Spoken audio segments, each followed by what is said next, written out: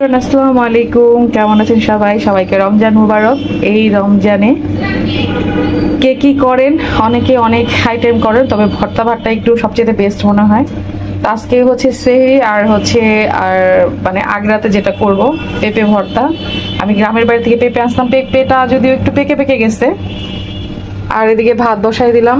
আমরা একটু নিচে যাব একটু বাজার করার জন্য, হালকা পাতলা পেঁপে নিয়ে আসছিলাম, ওটাই কেটে দিলাম। তো যাই, এদিকে আমাদের লেগ পিস ছিল মাংসের, রান টান যেটা বলে আর কি। তো ওটাও ভিজিয়ে রাখছি, মশলা ভিজিয়ে রাখছি, এগুলো এসে সব রান্না করব। আজকে করব হচ্ছে মুরগির লেগ পিস গুলো একটু রান্না করব, আর পেঁপে ভর্তা করব। আমি আমার ভাগ্নি দুজনের এর মধ্যে হয়ে যাবে আর কি। এখন নিচে যাব, এসে আপনাদের দেখাচ্ছি কি করব। এটা সুন্দর করে ছুলে ধুয়ে সিদ্ধ করে নিব, তারপরে দেখাচ্ছি পরের প্রসেসিং গুলো। এরপরে হচ্ছে আমরা নিচে চলে এসেছি, কিছু কেনাকাটা দরকার ছিল, কেনাকাটা করেছি। পাশাপাশি একটু মনে হইলো যে এখানে মাঠা বিক্রি করে, তো উনি বলছিল যে মাঠাগুলো খুব ভালো। তো আমরা খাইতে যে একটু ভাবছিলাম যে খাবো কি না, কেমন না কেমন হয়। তো রিস্ক নিয়ে 10 টাকা করে দুজনে 20 টাকা খেয়ে আগে দেখলাম কেমন। খেয়ে দেখি ভাই অসাধারণ অসাধারণ। তারপর থেকে আমরা এই পর্যন্ত, ভিডিওটা তো অনেক আগের করার, রমজান মাসের, আর এখন বয়স দিচ্ছি ঈদের অনেক পরে। এত বেশি টেস্ট ছিল যার কারণে আমরা প্রতিদিন যেয়ে খেতাম। আর এই যে এখানে একটা আখের রস দেখতে পাচ্ছেন দোকান, আখের রসটাও কিন্তু এই আখের রসটা আমরা ট্রাই করছিলাম যে কেমন, এর জন্য অল্প অল্প নিয়েছিলাম, পরে খেয়ে দেখি অসাধারণ। আমি সবসময় এমনটাই করি, আগে খেয়ে দেখি।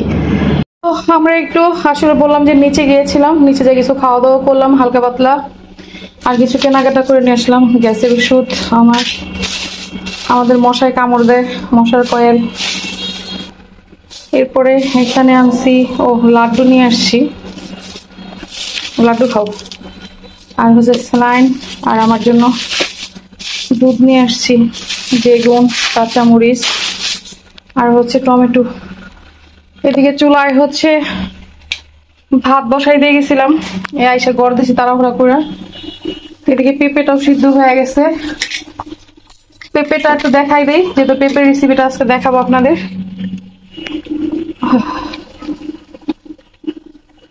পেঁপেটা এরকম হয়ে আসলে এরকম এটার মধ্যে ঝরাই দিবেন, আর কিচ্ছু করার দরকার নেই।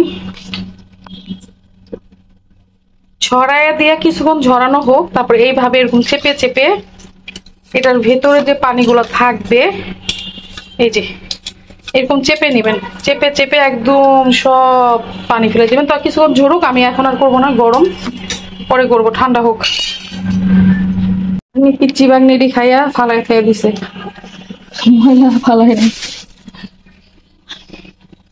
এগুলো ছাইকা নিব, এখন মাংসটা বসাই দিব। এগুলো এই যে পানি দিয়া এইভাবে একদম সব পানি ফালাই নেব।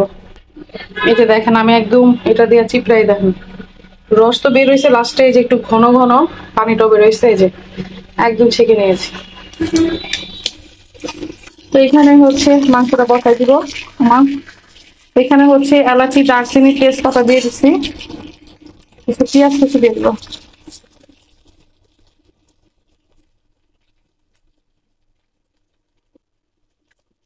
তো হালকা ভাজা নেব।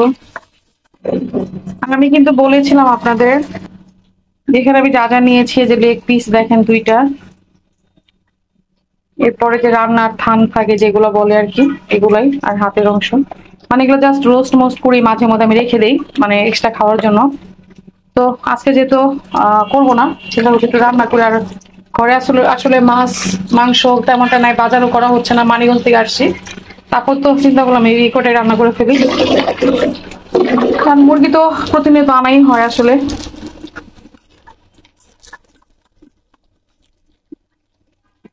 এই যে আদা হচ্ছে বের করে রাখছিলাম, দিয়ে দেবো আদা রসুন। এটা একটু হালকা কষিয়ে নিয়ে, যেটা এখন তো হচ্ছে সার্ভির জন্য করতেছি, আর হচ্ছে কিছুক্ষণ পরে খাবো রাতের খাবার। এখন তো লবণ আর সমস্যা নাই, অল্প একটু পানি দেবো, কারণ ছিটছিট করে একটু ফুটতেছে এগুলো।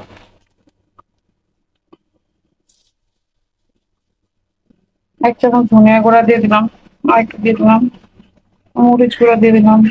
এটা হচ্ছে রাঁধুনি মরিচ গুঁড়া, অনেক ঝাল আর ফ্লেভারটা অনেক সুন্দর। আমি তো আসলে ম্যাক্সিমামই হচ্ছে আমার গ্রাম থেকে দিয়ে দেয়, একদম মরিচ ভাঙে, কিন্তু এখন আর এটা সেটা আমার মনে হয় যে রাঁধুনিটাই ভালো লাগছে, ফ্লেভারটা সুন্দর। দিয়ে দিব হলুদ গুঁড়া, এটা একটু ভালো করে কষায় নিব। মোটামুটি কষানো হয়ে আসছে। আর কিছু হচ্ছে আলু কেটে রাখছিলাম, দেখতে চাল দিয়ে একটু খাওয়া যাবে।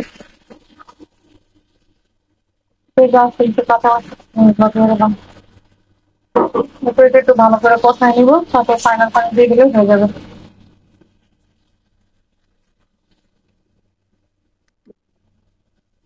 মধ্যে ঝরা শেষ। আমি হচ্ছে একবারে আসলে অনেকগুলা করে সবসময় শুকনা মরিচ ভেজে কাচের বয়মে রেখে দিই। এটা মোটামুটি আপনার 1 মাস 1.5 মাসের মতো কিচ্ছু হয় না, ওইভাবেই থাকে। তো তো অল্প করে ভাজবো একদম ঢিপি টিপি দিয়ে, তাহলে এটা হবে কি ভিতর থেকে একদম বিচিগুলো শুদ্ধ ভাজা হয়ে যাবে। আর আপনি যদি জালটা বাড়ায় দেন আঁচটা, তখন উপর দিয়ে পড়ে যাবে, বাট ভেতরে কিন্তু কোনো কিছুই ভাজা হবে না। এর জন্য আস্তে আস্তে দিয়ে ঢিপি টিপি দিয়ে সুন্দর করে এটা ভাজতে হবে। আর এখানে হচ্ছে পেঁয়াজটা কেটে নিয়েছি আমি। এই তো আমি মরিচগুলো এখন ঠান্ডা, একদম ভালো করে ঠান্ডা করব। এটা অবশ্যই বাতাসে রাখবেন না, বাতাসে রেখে যদি ঠান্ডা করেন তাহলে কিন্তু মেদা যাবে। এটা নর্মাল রেখে হচ্ছে ঠান্ডা করে নেবেন, তারপর বোতলে ভরবো। আর এই তো এটা আমি দিয়ে দিলাম একটু যে তেল ছিল, এটা জাস্ট হচ্ছে 2 থেকে 3 মিনিট আমি একটু ভাজবো এটার উপরে। এটার ভিতরে যে এক্সট্রা যদি কোনো পানি থেকে থাকে সেটা একদম শুকিয়ে যাবে, যদিও পানি একেবারে নাই, তারপরেও যদি একটু একটু থেকে যায় একদম শুকিয়ে যাবে। 2-3 মিনিট আমি এরকম সুন্দর করে করে দেবো। এরপরে এই তো শুকনা মরিচ নিয়ে নিলাম, পেঁয়াজ, লবণ নিলাম। লবণটা দিয়ে এখানে হচ্ছে বসবো। তেলটাই গরম, মুখাটা খুলো। ওই যে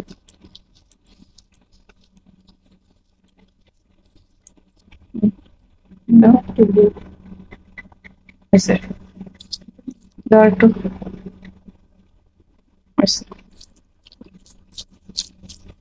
এই পর্দাটা তারপর খাওয়া দাওয়া হোক।